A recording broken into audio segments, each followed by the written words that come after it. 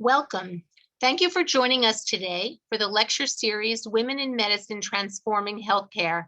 I am Dr. Connie Newman, Adjunct Professor of Medicine at NYU School of Medicine, past President of the American Medical Women's Association, and member of the Board of Directors of the Women in Medicine Legacy Foundation. We are here today to honor women physicians, promote the history of their contributions, and inspire today's physicians and physicians in training. This lecture series is a collaboration of the Women in Medicine Legacy Foundation and the American Medical Women's Association. The mission of the foundation is to preserve and promote the history of women in medicine and the medical sciences. The mission of AMWA is to advance women in medicine, advocate for equity, and ensure excellence of healthcare. Both organizations clearly see the special role that women in medicine have had and continue to have in transforming healthcare. Before we begin, I must thank those who made this lecture series possible. Vicki Burkhart, Executive Director of the Women in Medicine Legacy Foundation, the Foundation Board of Directors, and Dr. Eliza Lo Chin, Executive Director of the American Medical Women's Association. I also want to thank our sponsors, Doctors Danielle Laraca Arena and Luigi Arena, Hinckley Allen, Physician Real Estate, American Medical Women's Association Leadership Council, Doctors Eliza and Doug Chin, and ARC Fertility. We also want to thank our outreach partners. We are fortunate today to have two distinguished physicians to speak, Dr. Lucy Lester and Dr. Danielle Ofri.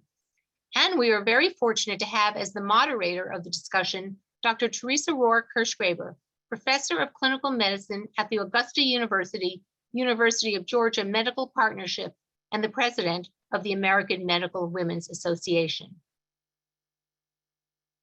Teresa? Thank you, Connie. I appreciate that. I'm looking forward to this evening. Well, let me start by telling you a little bit about our speakers. Dr. Danielle Ofri is one of the foremost voices in medical world today. She is a primary care internist at Bellevue Hospital and a clinical professor of medicine at NYU. She's also the founder, editor-in-chief of the Bellevue Literary Review, and her writing appears in the New Yorker, the New York Times, as well as the Lancet and the New England Journal of Medicine. She's given several TED Talks and has performed at the MOP. Dr. Ofri is the author of 6 books about life in medicine.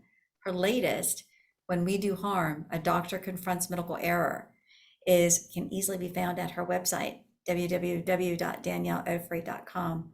A fabulous book, and it has some people that you might know in it. Our other speaker, Dr. Lucy Lester, she obtained her medical degree from the University of Chicago Pritzker School of Medicine in 1972. In a class of 80, she was one of 6 women. She completed pediatric residency and fellowship training at that same institution and served for 2 years as a clinical associate at the NIH Pediatric Metabolism Branch. She then spent most of the next 30 years as a faculty member of the Department of Pediatrics at the University of Chicago. Promoted to professor, she served as the director of the Cystic Fibrosis Center and as a section chief of pediatric pulmonary. She directed clinical studies of new therapies for children and adults with cystic fibrosis and asthma, and collaborated on NIH-funded studies of the genetics of asthma.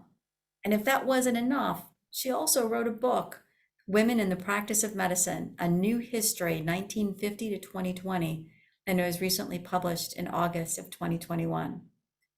You can also get that one, and we'll give you the details at the end. But now let's go on to a bit of discussion. We'd like to hear from you both. And Dr. Lester, will you tell us just briefly about your journey in medicine and how it is that you began to write? Sure. I'd first like to thank Eliza, Teresa, and Connie for inviting me to participate on this panel. I'm honored. I'm especially honored to share the panel with Dr. Danielle Ofri, distinguished physician and author whose many books I have enjoyed. As noted in Teresa's introduction, my career in medicine took a few twists and turns from my original training in pediatrics and a 4-year fellowship in pediatric cardiology. When in 1978, I followed my physician husband, who had an opportunity to work in a lab at the National Cancer Institute. So I then switched, actually had turned down an offer of a faculty appointment in pediatric cardiology and became a cystic fibrosis doctor. I served as a clinical associate for 2 years at NIH. And then in 1980, we returned to Chicago, where I joined the faculty of the University of Chicago and was there for the next 30 years. My primary responsibilities were clinical. I had multiple clinics each week. I attended on the inpatient service. I did consults. I taught medical students, residents, and fellows, probably the most fun part of my job. I then collaborated on a number of clinical research projects. And for the last 10 years, I took on a number of administrative responsibilities. I always found writing to be very difficult. And for the most part, my writing was confined to contributions to the medical literature, case reports, clinical reports of patient care, therapeutics, or results of clinical research protocols that I was part of. I wrote the usual book reviews, abstracts, journal reviews, lectures, and the all-important letters of recommendation for trainees, many of those. For many years, though, I had the idea of writing a book about how women do medicine. In particular, I wanted to determine whether there was evidence for a preconceived notion that I had that women seem to do medicine differently than men. And if this was indeed true, if I could find evidence for this, had it changed over time? I began to write seriously only after I retired in 2013. And for my book, which, as was stated, was published last year, I started by developing a questionnaire that was the basis for interviewing women physicians. I interviewed 40 women over the course of about 36 months prior to and during the writing. And the questionnaire included the usual information about demographics, about their education, but also I asked them specifically whether they thought they practiced medicine differently than men. I asked them if they had experienced harassment or discrimination in their careers as women physicians. I asked whether they knew if their salaries differed from their male colleagues. And then I also asked whether, if they had the decision to make now, would they decide to pursue a career in medicine. What surprised me in interviewing these women was how willing they were to speak to me and how often the time I had allotted to speak to them went way over. And they, in the course of talking to me, they remembered things that they had long forgotten. I was also surprised, and these were women that had gotten their degrees from 1949 to 2011. So it was across an age spectrum and across a variety of clinical fields, academic and private. What I determined was that they knew very little about the recent history of women's experience in medicine. And so I decided to structure my book with chapters chronologically arranged by decade from the 1950s to the present, with each chapter highlighting a seminal event of that decade. The stories of many of the women that I interviewed appear throughout the book with their permission and with editing if necessary, and they provide a framework for the historical narrative and also serve to illustrate what has been called the changing face of medicine. When I retired, I became a member of the American Association for the History of Medicine, and I was privileged to meet some amazing historians, many women historians, and I learned a lot from them. And it was after I joined this group that I was actually able to finish my book. I learned something that should have been very evident to me, but it was not. And that is that historians write very differently than clinicians. Historians really frown upon the use of the passive voice, which I think pervades a lot of medical writing. I have then used my time to explore more about the history of medicine, in particular, the history of women in medicine. And I'm now working on what I hope will be in a second book. That's excellent. And we'll look forward to that second one. Yeah, Dr. Overy, I'm really curious. I've read so many of your books before I had the opportunity to meet you, but how did you get started on that journey? With everything you have going on, did you feel compelled to tell those stories? Well, it's interesting because as a kid, I loved to write, but when I ended up in college, I was a straight science major. I, in fact, ended up doing an MD PhD program, thinking that I would go into bench research, which I really loved. Um, but when I finished my sort of long stretch of training, which was at Bellevue, and for me during the height of the AIDS epidemic, which was a pretty, I'll say, bleak time, especially in the public hospital systems in the city, I decided to take off a year and a half to just get away. And I was dissuaded on all fronts by all my advisors that I would lose my clinical skills, I'd forget medicine, I'd never get back into academic medicine. But I went anyway, and it was one of the best things I had done. And I took off and basically traveled and did locum tenens, some temp work in between to pay the bills. And, after I finished a 4-week stint, I'd travel somewhere in Peru and call collector from Oaxaca, what do you got next? And I would get another gig. And that's how I really spent, the better part of almost 2 years. And it was in that time that I started writing down the stories from medical training, because I remember at the time that the stories were so intense. And I recognized that I'd probably never be this close in such an intense way. It's really a singularly intimate relationship. And I remember thinking, I should write this down. But who has time? We're so busy, but also I think it was too close to the emotional bone at the time. And so when I got away, and mainly I worked in small towns, which was not a whole lot to do in a small town. These are really small towns, and I live in Manhattan, so it was for me a big change. So I had a lot of time in my hands. So I began to write down the stories with no intention of a book or becoming a writer, but just as a place to put them. And I would refrain from using the word closure, not a word I'm a big fan of, but a place to put it, because if the story is wide open, it's really hard to function. We can't go around with all the ragged edges of grief and shame and sadness and all the things we experience wide open. So the stories were a place to put them. And so when I came back, I always wanted to return to Bellevue, and I did. There happened to be an economic crisis and a hiring freeze. And when I finally got a job offer, it was a 60% FTE, part-time position, which never crossed my mind, but it was what they had. And I had some student loans to pay off, so I took it. And then on one of my days off, I saw one of those writing brochures on the street on Second Avenue and picked it up and took a writing class. And that's Great. really how I got started, somewhat randomly, but began to submit the stories to literary journals, little tiny journals. Honestly, the circulation was smaller than my med school class. And then, worked with a writing teacher. And then finally, kind of the pieces came together, and they formed my first book, which was called Singular Intimacies, Becoming a Doctor at Bellevue, which all my friends thought was about French lingerie, but it really wasn't. It was about that singularly intimate relationship between a doctor and a patient, especially when you are training, because obviously we know that when you're training, you're not just learning medicine, you're learning how to be a doctor.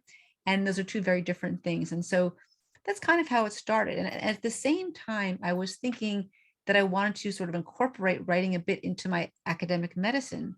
And so, I have students in clinic and on the wards, and you have to read and grade their history and physicals or H&Ps. And, once you've read 1 or 10 or 20 or 50 or 60, they all kind of sound the same. So I finally said, hey guys, could you please, for one of your H&Ps, just ask the patient, what's it like to have COPD, diabetes, whatever it is they have? And the students began turning in these really amazing pieces of writing. So I was getting this nice stack of impressive, thoughtful writings. And at the same time, we had a new chair of medicine, Marty Blazer, who was asking the students on the inpatient service to write a 1,000-word essay about anything inspired by a patient. Could be pathophysiology, ethics, history, whatever. And he was collecting this really interesting stack of student essays. And an astute colleague said, you guys ought to get together. And so we showed up with our stacks and thought, hey, what should we do?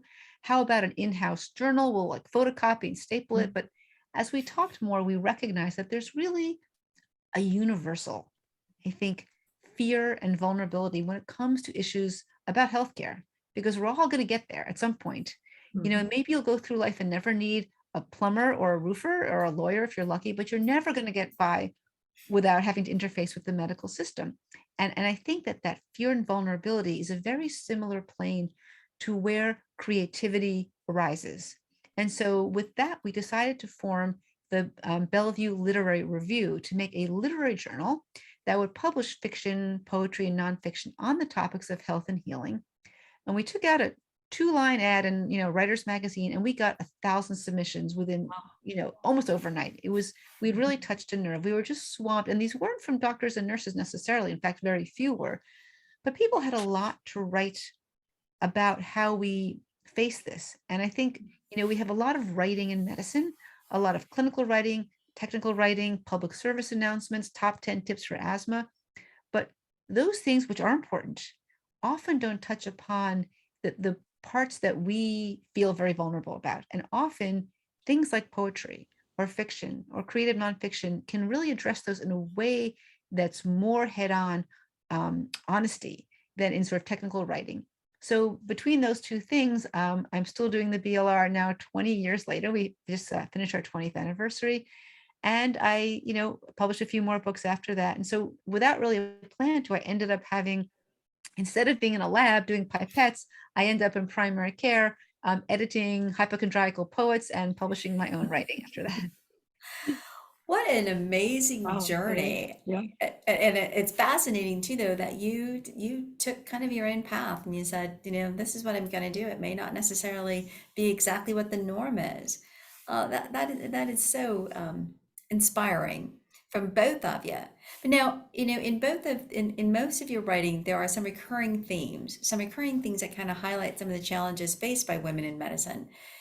Perhaps this was, about achieving gender equity, overcoming bias, breaking away, as you both have, from some of the social norms. Dr. Lister, can you comment a little bit on some of the biggest issues you feel are faced by women physicians in the past, and perhaps the relevance of those issues today? Well, if we start with 100 years ago, the biggest issue for women was actually getting into medical school. And going back to the mid-19th century, there were virtually no regular or allopathic medical schools that admitted women. The few women that did practice medicine often did so without any kind of credentials. They had served apprenticeships, or they'd received their degrees from so-called proprietary or eclectic schools of homeopathy or hydrotherapy, which were, interestingly, for-profit schools that were run by physicians who wanted to supplement their income. They also eventually were able to attend women's medical colleges, the most famous of which is the Women's Medical College of Philadelphia, which was started in 1850. And it was also the longest lived. There were 17 of these schools at one point, but after the Flexner Report in 1910 that standardized medical education, they were really down to just 3. When it came to internships, though, and clinical hands-on training, women were not welcome in any of the established hospitals. And so they did a similar thing to what they did for medical schools. They founded their own hospitals. And the famous ones, like the New York Infirmary for Women and Children, the New England Hospital for Women and Children in Boston, the Philadelphia Women's Hospital, and also a hospital in Chicago, which actually still exists. And many women actually got clinical training abroad, which I found very interesting. By 1920, so 100 years ago, state university medical schools were required to admit women. But many of the elite East Coast medical schools in particular admitted maybe 2 or 3 a year, and that was it. I wondered about this, and this led to my calling my first chapter in the 1950s the quota system. Interestingly, Harvard agreed to admit women to their medical school only in 1945. And this was primarily because of the paucity of male applicants because of World War II. Things began to change in the 1970s with the passage of Title IX and other legislation. And also it was a time when there were many new medical schools that opened and they admitted women. And women, of course, now make up 50% of medical school classes. So getting in was, I think, the biggest challenge. Now, the issues of sexual harassment and discrimination were certainly very prominent in the early days of women in medical schools and on medical faculties. Very often, though, the way women dealt with this, there were no Title IX offices or ombudsmen to deal with women's issues. They simply put their head down, sucked it up, and went on in order to complete their training. Unconscious bias against women still exists in many areas. And one of the main issues related to harassment and discrimination are what is now called microaggressions. And there's an interestingly long list of these, which I could get into if we have time. What we know as far as challenges in the past, that certain fields, particularly surgery and surgery subspecialties, were not open to women to any extent. And the earliest women physicians were really relegated to the care of women and children. There were no boarded subspecialties of OB-GYN or pediatrics, but this is where they were allowed. This was their niche. This was part of what was really the social norm of the time. Obviously, surgery and surgical subspecialties and pretty much any field of medicine is now open to women. Pay equity is still an issue, I think, across all areas of practice. It's very interesting in the not so distant past, if a woman was on the faculty of a medical school in the same place as a husband who was a physician, she often was not paid anything or was paid very little because of nepotism rules. Now, these have obviously gone away, but looking to really recent data from the Association of American Medical Colleges, a report from 2019 showed that salary inequity is something, the gap in salaries between men and women physicians. This is primarily in academic medicine. And across the board in all specialties, whether clinical or basic science, had not changed, had not improved in the prior 15 years. So from 2014 to 2019, there was very little change in this. And when they did some complicated analysis, this gap, again, across many disciplines, was somewhere between 8 and 10%. The numbers for women practicing in private practices or group practices or HMOs are a lot more difficult to obtain, although big places like Kaiser probably have these. Another important challenge in the past, but still present in the now, is a problem of affordable and reliable childcare. Also, standardized parental leave. This has recently been mandated in most major medical schools and institutions, but is still very arduous to obtain. So that's kind of my list of some of the major challenges for women in medicine. I'm sure there are many others. And there's still so much to do, so much to still focus on. Right. But Dr. Ofri, I'm kind of curious. Let's you write a lot on the practice of medicine, and you've been writing now for years. What do you see? Is there something that's happened in the past that you feel helps us to inform the present? Well, I think what Lucy pointed out, I mean, you still see a dearth of physicians, of women physicians in some of the specialties. And I think because historically that wasn't open to them. And I think you see the same thing with many different, underserved communities who were actually legally not able to join these areas of medicine. And so now we still have the remnants of that. Where I see it really the most is in the hierarchy of medicine. I mean, I'm in internal medicine, which is lots of women, particularly in primary care. We have majority women, but you don't see it in the chairs of the departments, the deans, really the people who are making the decisions. You see very few people other than white men, to be honest. And it feels like a few token, women and Blacks and Latinos, but really, it certainly is less representative than these populations are. But it still feels like we're still kind of on the edges. Looking at promotions, full professors, that seems like a big, bias there. And maybe partly it's because, in order to get promoted, there's a certain system that, dates back quite a bit, which doesn't necessarily reflect the modern practice of medicine. I mean, you really need to be bringing in, grants and grant money. And so we're belatedly recognizing that clinical work and teaching, but still those don't quite have the same luster as benchside research and clinical trials. So I think we still feel the remnants in the areas of decision making. There's still a long ways to go. Oh, this sure is. But having you both here is helpful because you make us get a better understanding of how things were, but how they can be, and you're bringing it up. So we greatly appreciate that. Now let's kind of think a little bit about your career, family. It's hard to talk about women in medicine and not bring this up, but balancing career and family is certainly one of the main issues facing physicians across generations, and with men and women. But unfortunately, the COVID-19 pandemic really augmented that issue exponentially.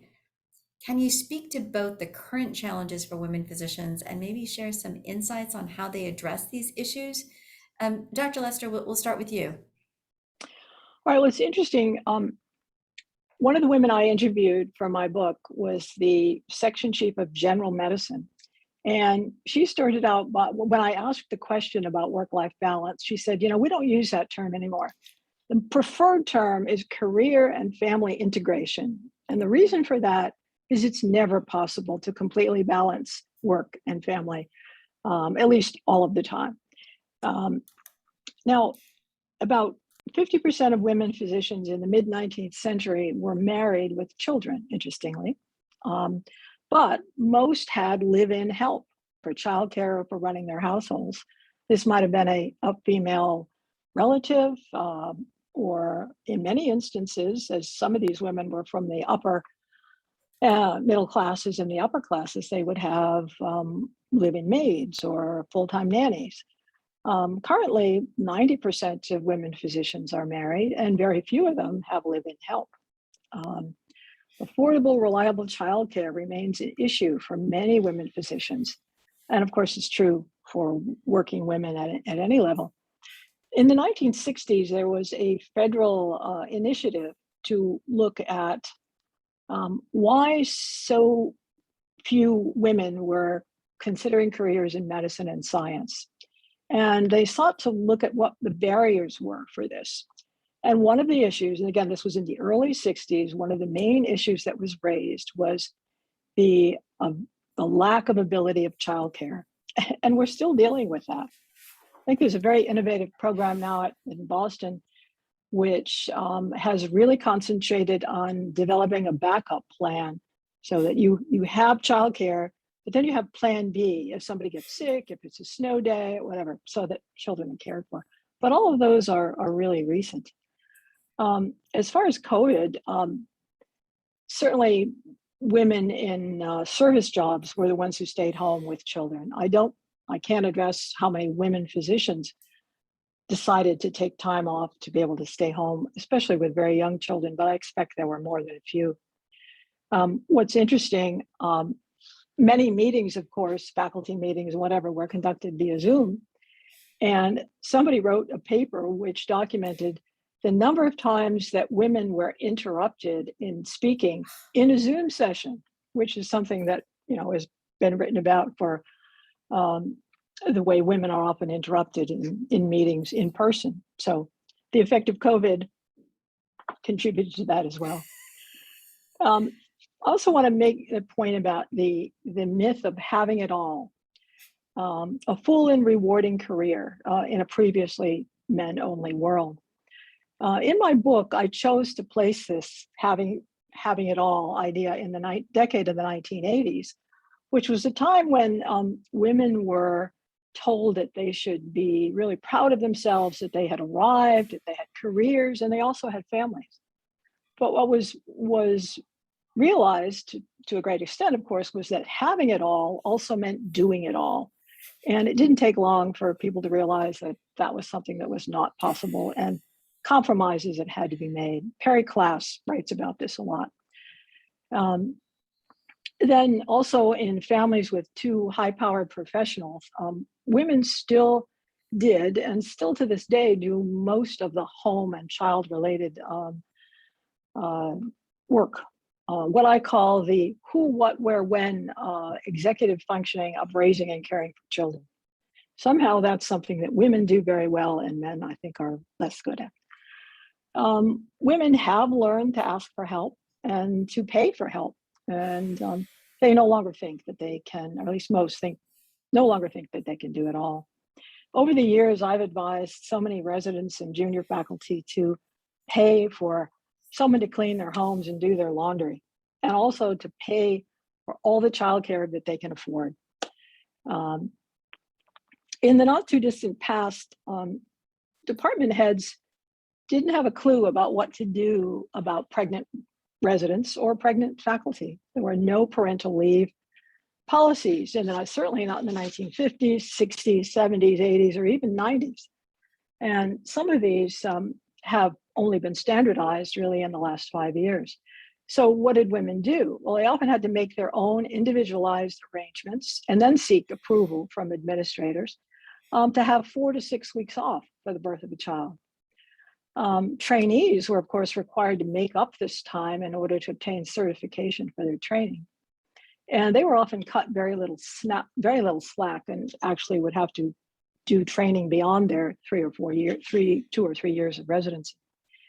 And even now, despite better policies on parental leave, there are no policies for women that have complications during pregnancy or have a child with serious medical issues to be able to obtain compensation and time away from work. The Family Medical Leave Act, everybody is aware of, but that really just saves your job. It doesn't pay you when you have time off. Just a couple of really quick things. Women physicians are often the one of a couple that will end up seeking less arduous work or going into an area that was maybe not their intention in order to work fewer hours to care for home and for young children and to make it all work. Certainly men now are more willing to participate in at-home chores and care of children, but there are very few stay-at-home dads. I talked to 2 women whose husbands stayed home while they were early on in their career. I think the advent of hospitalist medicine and shift work help work-life balance to some extent. Typically, these are chosen by younger women. And also, women are most often the ones to change careers or relocate when their husband has a better job offer. Now, this doesn't always happen, of course, but I think it's more the norm than vice versa. So I think those are my major points about work-life balance. It's still a challenge. It certainly is. And Dr. Ofri, now you not only write about so many different things, but you are very actively involved with teaching. So you have access to medical students and residents. Have you noticed some specific insights into how they're addressing these issues, or how are they coming up and asking for things more? Well, I would say I've definitely felt the change. I remember as a medical student that one female faculty member spoke about her decision to keep postponing having children, after I finished medical school, residency, fellowship. And by the time she and her husband tried, they weren't able to conceive. Now, what I took from that is do what you want when you want, and not just about children, but really anything. Like, don't wait on anything. But looking around, I don't recall really very few people were pregnant during my training. We all waited till we were attendings, which is what I did. Only that's how it worked out. But now it's practically a maternity ward, which is great. I was an attending, and I was pregnant, and we had a medical student on rounds who's also pregnant. So I kind of, figured I'd offer her advice. This is my second pregnancy, and she needed water, sit down. She said, "Oh, it's not a big deal. I have triplets at home." And this is a third-year medical student. That would never have happened, in my day, which was not that much longer before. So I think we have a different attitude, and that is, your life is what you can live now, and better to figure it out and to get permission later. So but we do actually have policy. We even have sick coverage, which didn't exist in the past. So if you have to be out for whatever reason, instead of scrambling to reinvent the wheel, we have a system set up so that there are some jeopardy people who are available to cover. So we're getting there, and some recognition that we just have to do this. But it's now much more common and accepted. That's just part of life. I mean, people have jury duty. We figure that out, and people have children, and people have all sorts of things. And I think if we want to retain really good people, that's part of what attracts people to come. So I do see it, and I don't see the students and residents today as that, not they're not concerned, but it's more standard. We just do it when it's right, and we'll make it work somehow. Oh, I like that. I'm I going to have- take that advice to heart. Do it when it's right, no matter what. And you could, things will work out, especially when you have other faculty that are accepting, which makes a huge difference about having a good workplace. And we know that only 12% of women across this country have paid time off for maternity leave. So we still have a lot of issues to address there. So thank you so much for those insights. Now, Dr. Overy, that last book you wrote was fabulous. And I actually repeat the section about you looking at the EMR and going through one patient and reading every single flag that comes up. I talk about that with my residents and students all the time. And that whole book had a lot to do with the impact and the challenges of the electronic medical record. Can you talk about that a little bit, the impact that it's had on both the practice of medicine as well as the relationship with patients? How much time do we have? So we could obviously talk Yeah. forever about the EMR, and I'm not a Luddite. I mean, the EMR is great in so many ways. I mean, thinking about the paper chart, you could never find the You could chart. never find it, The right. chart was in dermatology clinic. The X-ray was in Right. the surgeon's back pocket, and we wasted Right. so much time tracking down medical records. So it has Yeah. done a great thing. Being able to pull up the EKG, pull up the X-ray, look at the CT scan, read the ophthalmologist's note, even if I don't understand what they've actually written. Those are all great, huge improvements. But there are, many downsides, and TNTC, too numerous to count. But just to pick up, a couple of things. So one is the quality of the note has really plummeted, Oh, and yes, the absolutely. EMR has really Absolutely. contributed to sort of, we have a lot of copy and paste, and but even more so than copy and paste is the sort of standard formatting, which kind of bloats the note with lots of filled in fields. But all I do is I go all the way down, to the bottom of those 3 lines, and not to call it you rheumatologists out there, but every rheumatology note has every CRP or ESR since the Hoover administration, and have everything copied down there. Right. And I've got to get They get to bill at a want higher those- level. I just want those 3 lines at the bottom. So there's a lot of mess. And also you can't really distinguish good notes from bad notes on a quick look. In a paper chart, you can see in 3 microseconds, is this a note worth reading or just a quick Lasix refill? And so electronic medical records, all the notes kind of look the same from the outside. And so we lose that really quick perusal. And so, which means that even the most impressive, well thought out note gets consigned to the electronic dust heap, within, a couple of rounds of visits. But the other thing I think it does is it fragments our thinking, and our thought process starts to match the way the EMR is structured. And so we think in very isolated ways, and we sort of lose that particularly in primary care fields where we really have to synthesize all sorts of data. And it's very hard to do when things are really fragmented. So there is that. I will say, on the plus side for patients, they have access to their lab results and their notes, for better and for worse. And I do think that patients own the medical record and the information, that they should have access to that. But we haven't done a really sophisticated job. We kind of unleash this fire hose of information. Here, patient, have 50,000 lab results, all the details. Here's the MRI report of your L spine with 1,000 spondylolistheses on there that nobody can read. And of course, people are panicking about all these, the chloride's off by 0.01%. It says abnormal in huge red letters with big exclamation points. Right. So we haven't done a very sophisticated job in using it.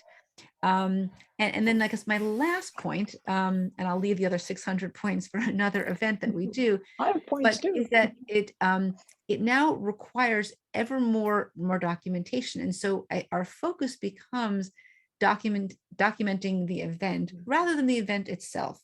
And so our whole sort of goal and focus is to take care of the EMR more than taking care of the patient. And it takes a lot of brain power to separate those out and keep those separate, because the push and the inertia is to just be doing what EMR requires of you, some of which is important, some of which is complete garbage. And you mentioned, the notes, the drug-drug interactions, they're important. I want to be reminded because I can't remember them. But of course, there's no filter on that. And I did try once to read every one. I was sunk Yes. by patient one Yeah. because there were, I think it was a patient on Coumadin 8, 9 alternating, with 4s and 5s, and on 18 medications. So you can only imagine there's like 270 drug-drug interactions, including the alcohol swabs, and the vitamin D. At some point you think, this is crazy, but I'm angry because in those 272 notices, there's Something probably you really one need to know. more, and I'm going to miss it. And they're going to blame me. Oh, Mhm. Dr. Ofri, you checked the box. So, Mhm. you're responsible. So I feel like it's sort of this sort of wholesaling dump of both work and liability onto the clinician's shoulders. Oh, and I love the way that you brought up the fact that we're doing this little piecemeal and we're doing it to actually just fill in all those boxes Mhm. without doing the thought process that kind of goes along with that. Excellent points. Yeah, Dr. Lester, I wanted you to comment because you've looked so much over women physicians practicing over the decades. Can you comment a little bit about, is this the glass ceiling? Is it the sticky floor? I mean, what have you seen as some of the barriers for women's advancement in medicine? Can you talk a little bit about how this has kind of evolved over the prior years and what kind of challenges do we have today? sure. I'd be happy to do that, but I'm going to start with a story actually of a physician named Alice Hamilton. And some of you may know who she is, but she was the first woman to get a faculty appointment at Harvard Medical School in their section of in their industrial medicine. She was an industrial chemist. This was in 1919.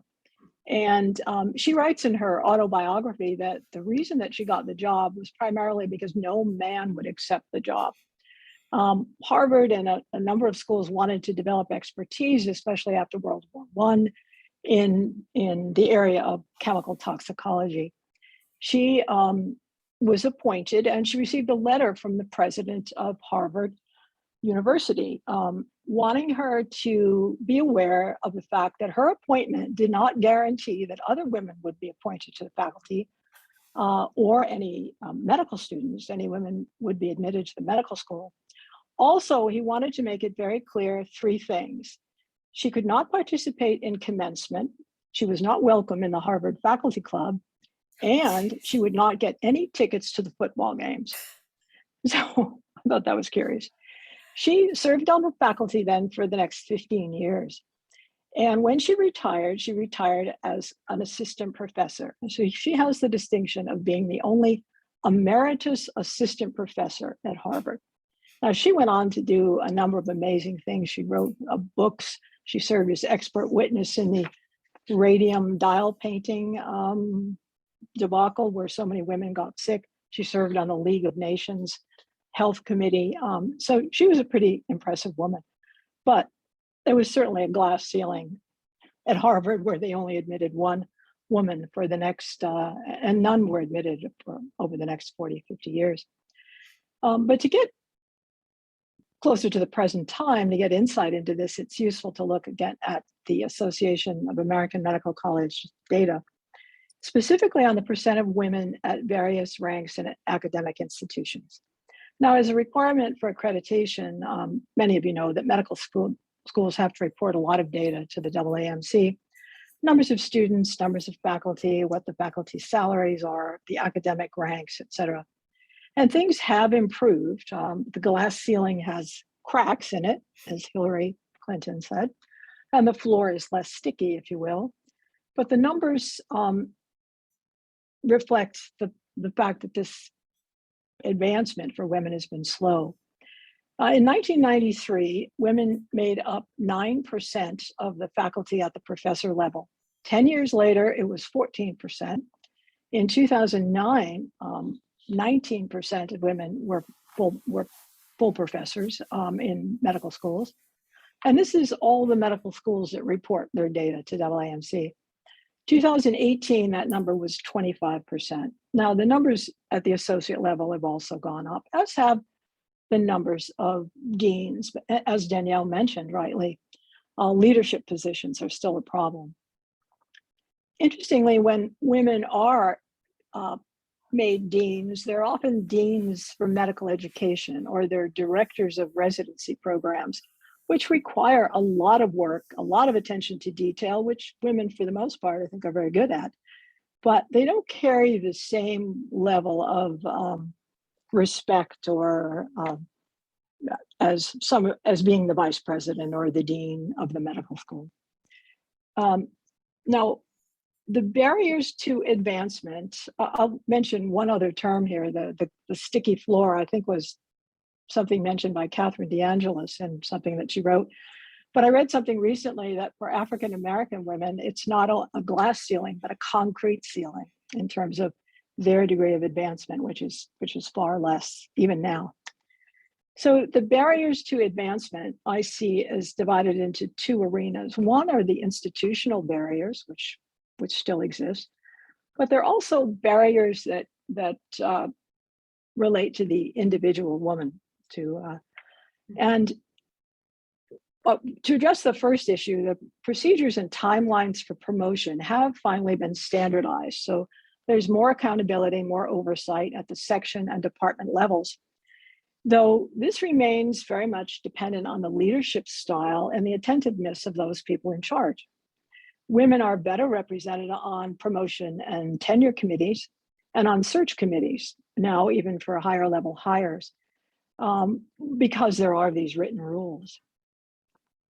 What's interesting, as somewhat of an aside here, many university medical schools and institutions have increased the number of non-faculty physicians. I'm sure this is probably true at Bellevue as well. The clinical associate position. So not associate professor, but clinical associates. And I think of these as equivalent to the adjunct professor in the English department. These are people that are often hired short-term. They may not get the same kinds of benefits. They essentially work on contract, and they're hired primarily to see outpatients and to see outpatients in various, often far-flung off-site clinics. And this is dictated by the business interests of the administration and not so much, certainly, for education or for research. Institutions have done a better job at supporting women. There are organized and better mentorship programs. There are some women's committees that have the support of chairs or department heads that have been very successful. I tried many, many years ago to start a women's group at my institution, and it just never could take off. Where now the Department of Medicine has a very active women's committee that produces a newsletter, that introduces new junior faculty, that highlights. That's great. That's great. Well, see, maybe it's partly because of those things that you did earlier, Well, that kind of got things going. But, right. we have a couple of questions that we want to Okay. kind of get to. So I appreciate this. But one that's kind of curious. So this comes from Dr. Beach, who said she finished residency in 1982. And certainly there was a lot going on, discrimination and everything. But she says, she talks to the current residents in younger positions, and they seem to think they have it like just as bad, even though she feels like they're having it a whole lot easier. Right. So, Dr. Ofri, what do you think? Are there just new problems, or is it just that they need to learn about how bad we have it so they can know how good they have it now? Well, I think it sort of falls under the days of the giants kind of problem. We always talk about the days of the giants. Well, there were no days of the giants. There was every generation of medical students, physicians had their set of struggles. There were some people who excelled, some who didn't. There were challenges to face. It's really not fair to make the comparison. You're right. There are some things that were harder then. That's absolutely true. But there are some things that are harder now. You look at just length of stay, right? Back in the days of the giants, well, patients lounge in the hospital for 3 or 4 weeks. Now the turnover is so fast that the residents have to work much harder and are getting their CTs and MRIs at 3 in the morning, which would never happen back in the days of the giants. So, although, they're getting out so much earlier, well, they're actually working, much more, intensively during their time. So it's a little unfair to compare. Yes, in some specific ways, you said, yes, it's easier now. You're not allowed to discriminate, at least overtly, that's illegal and no one would do it. But, we find creative ways to discriminate. You don't have to do it legally. You can, prevent promotion by many, many ways that are, intangible. So it is important to give people, I think, our current group of residents, a little bit of background in the challenges that we face, but then also to recognize that they have other challenges that are really different. And so to be, somewhat patient with that, although I certainly get the drift. Oh, I understand it. Well, now there's another question that I want to give you both. So just in a couple of sentences, if you could give advice to your younger self who's just starting to navigate being an attending physician, what kind of advice would you give yourself? Think of just like a couple of sentences. Dr. Lester? Stand up for yourself and do what you think is right. Don't be kowtowed by people that ignore you in groups or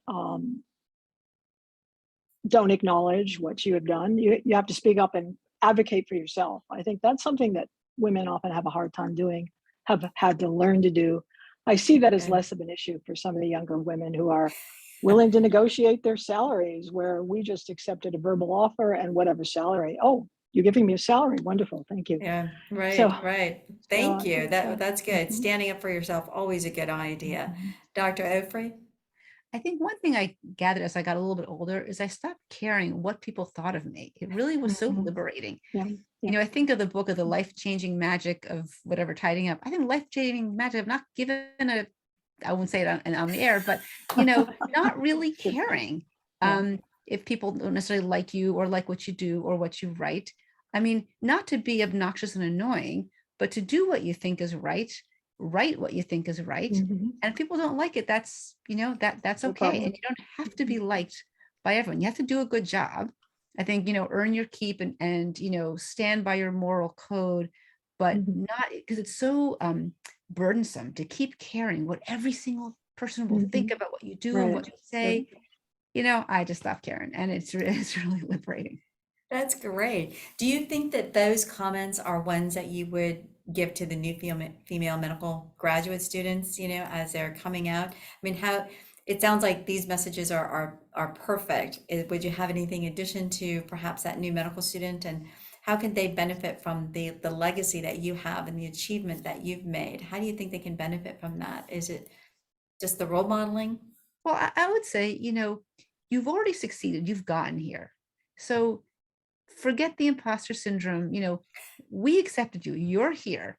And so all Mhm. that's gone. You're done with the competition to get here. So now, what do you want to make of this amazing profession? We are so lucky to be in a field that has so many facets that we can use and create lives really any way Mhm. we want. There are not just one or two options, but really dozens and dozens of ways we can lead our lives professionally, personally, the type of work, the type of hours we keep, and we'll never be out of work, right? Illness never goes out of Right. style. You will Right. always have a job. So pursue what you want and you will find a job that'll make it fit. So, pick out what's important to you and go for it. And you'll find those mentors. Look around. Who are the people you see around you that you think, those are the doctors I want to be like? Find them as your mentors, Mhm. informally. And the ones you don't want to, vice versa, that's who I'm not going to be like, and make all your Mhm. efforts to not do what they are doing. Right. Right. Good advice. Recognize the good ones, but also recognize the bad ones and take those Mhm. characteristics that you want from the good and make sure Mhm. you don't do the ones from the bad. Fabulous. Dr. Lester, somebody had a comment because they're wondering how you feel about, have you read Janice Nimura's book on the Doctor's Blackwell? Oh, And yes. Yeah. would you have any comments about that? Well, she did a very good job of researching both Emily and Elizabeth Blackwell. And I read her book because the current book I'm working on is looking at 2 centuries of women in medicine through the lens of first and second wave feminism. So everything starts in this country anyway with Elizabeth Blackwell. The book was published by a trade press. Janice Nimura is not an academic historian, but Mm, I think it's well researched. And for someone interested in um, women in medicine, the early history, the struggles. I mean, Elizabeth Blackwell was a very interesting character. And her sister, Emily, really ran the hospital on a day-to-day basis. Wow. And you got a good feeling for that book. That's great. Yeah, Well, I'll gosh, just and add it- in, you go ahead. I You reviewed that book. reviewed it. Oh, yeah.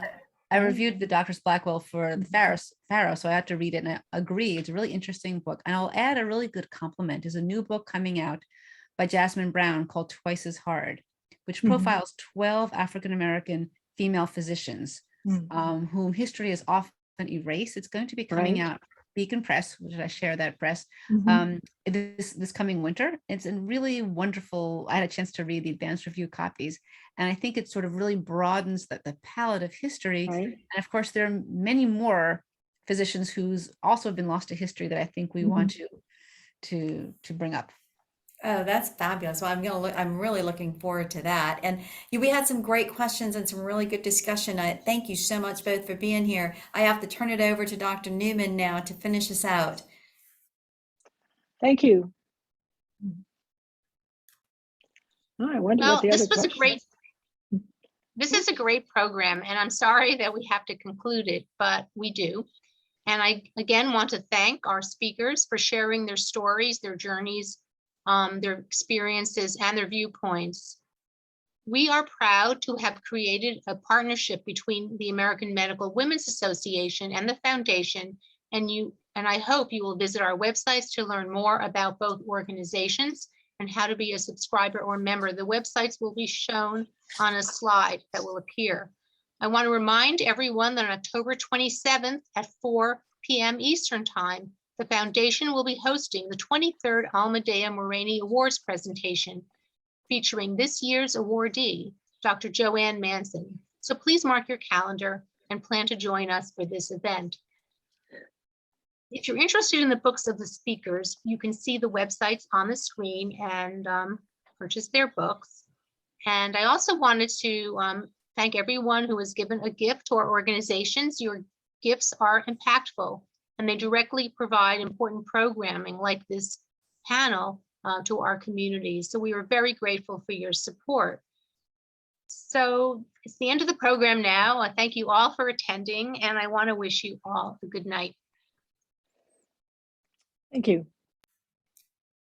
I appreciate the discussion. Good night. Good night. Night.